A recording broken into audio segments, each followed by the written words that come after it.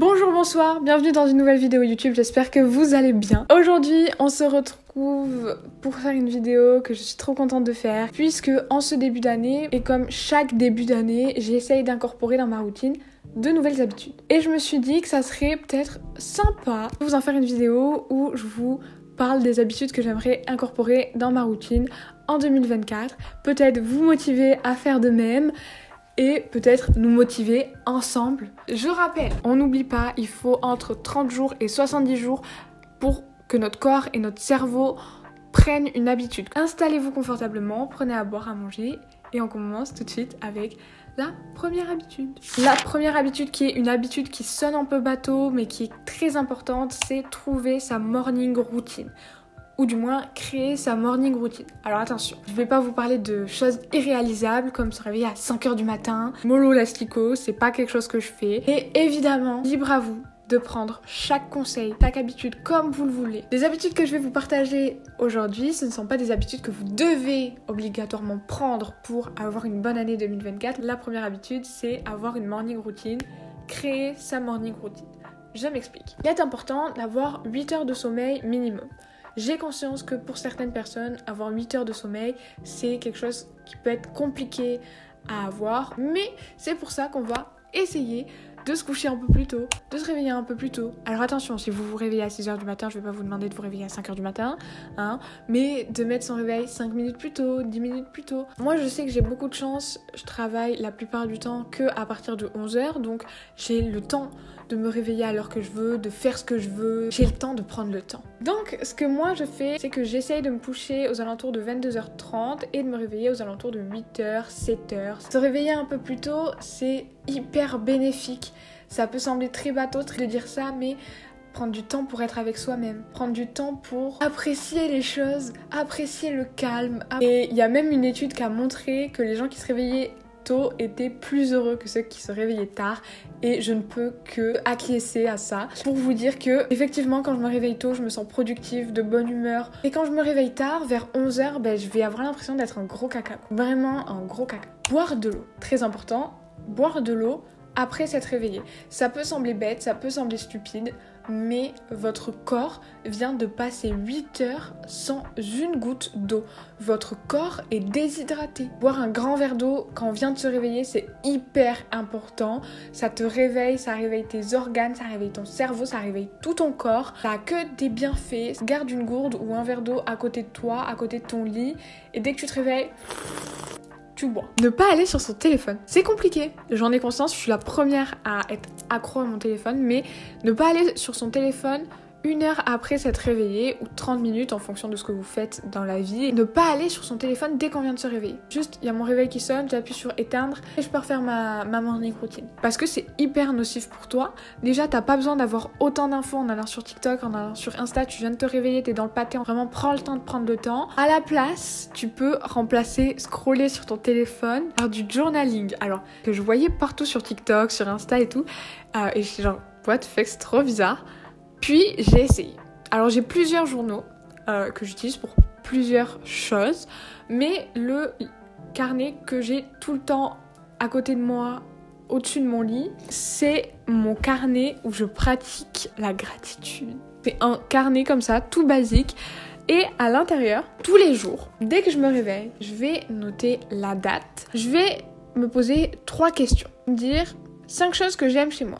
Et je vais devoir écrire 5 choses que j'aime chez moi. 5 choses dont je suis reconnaissante. C'est super important de dire pourquoi on est reconnaissant. Et la dernière, c'est comment je me sens aujourd'hui. Ça prend vraiment 5 minutes, c'est hyper bénéfique. Après, tous les petits conseils que je vous ai donnés, j'enchaîne sur le reste de ma morning routine parce que comme j'ai le temps, je fais beaucoup de choses le matin.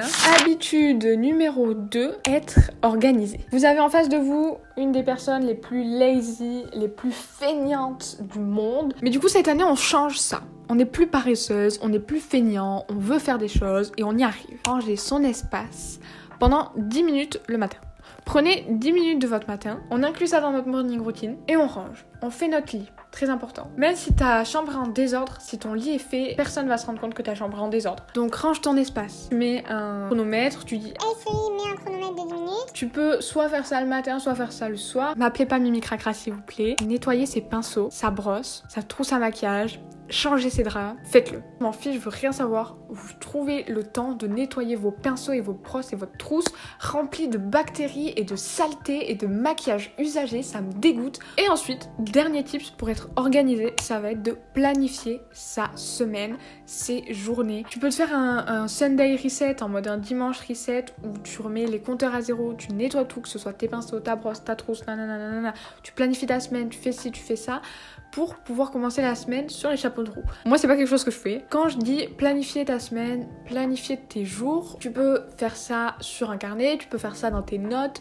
juste dire de telle heure à telle heure, je dois faire ça, de telle heure à telle heure je vais au sport, de telle heure à telle heure je fais ci. Cette année, je regarde beaucoup de vidéos de développement personnel, de comment devenir la meilleure version d'elle-même, etc. C'est pour ça que je vous en fais. J'ai commencé à planifier mes semaines sur Google Agenda. Et donc toute ma semaine est planifiée dans mon ordinateur. Je peux avoir l'air hyper psychorigide, hyper contrôle fric. Savoir que ma semaine est organisée et planifiée, ça m'enlève un stress énorme. Et pour ma to-do list, j'utilise une to-do list que j'ai trouvée sur Notion qui se présente comme ça. Donc là, on a la to-do list, l'heure et là-bas au fond, c'est les choses à ne pas oublier. Et du coup, tous les matins, j'écris ce que j'ai à faire et une fois que c'est fait, je coche le petit carré. Troisième habitude à prendre, sortir seul. Habitude que j'adorerais prendre et que j'essaye de prendre depuis l'année dernière mais qui ne veut pas de moi. En 2024, on n'a plus peur. On va aller à la librairie tout seul parce que c'est fun, on va aller à la salle de sport parce que c'est fun, on va aller au cinéma parce que c'est fun. Et une fois l'année dernière, je suis partie à la salle toute seule et c'était trop bien.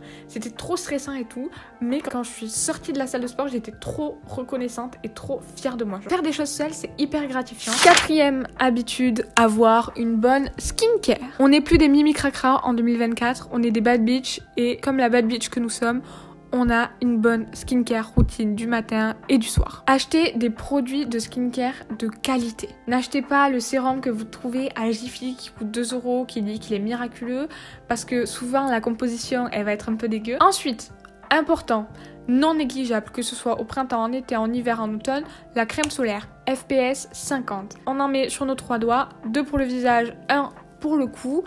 Et puis c'est bon, investissez dans une bonne crème solaire. Là, on fait refaire surface à Mimi Cracra. Le soir, on se démaquille. J'ai conscience que se démaquiller et prendre soin de soi, ça peut être compliqué pour certaines personnes. Donc je vais pas vous demander, si vous en avez pas la force, de faire une skincare routine de 28 étapes en passant par un double nettoyage et nanana et nanana. Je vous conseille de mettre une petite boîte de lingettes démaquillantes à côté de votre lit, à côté d'un endroit où vous passez souvent. Et comme ça, quand vous avez la flemme ou quand vraiment vous vous sentez pas de vous démaquiller, prenez une lingette, hop hop hop, on se démaquille.